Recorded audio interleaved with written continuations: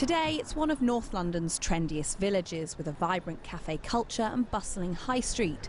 But the historic buildings of Stoke Newington hint at its rich and vibrant past. A past that has charmed this amateur historian. Amir Dotan moved from Israel to N16 over 17 years ago, and he's never left. This was definitely new to me, seeing kind of, like you said, the more kind of old buildings. We got the old church and other kind of landmarks. You get one book and before you know it, you're going down a rabbit hole. It still amazes me that for such a small area, there's just so many avenues and so many directions. A web designer by trade, he began looking at old photographs of Stoke Newington, seeing if he could recreate them in the present.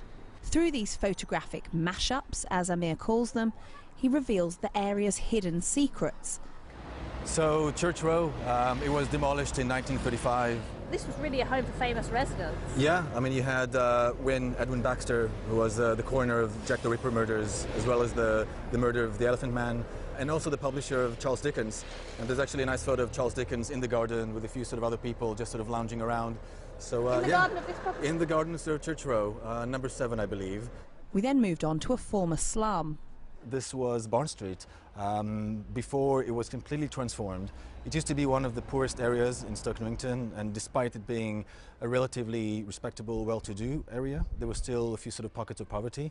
And in 1934, Barn Street was one of a few in the area that was declared a slum clearance area. The person that did take those photos was a local shopkeeper called Alexander Guttridge, and he was born and raised in Barn Street. He took his camera and really documented that sort of street where he grew up before it was completely transformed, as you can see today.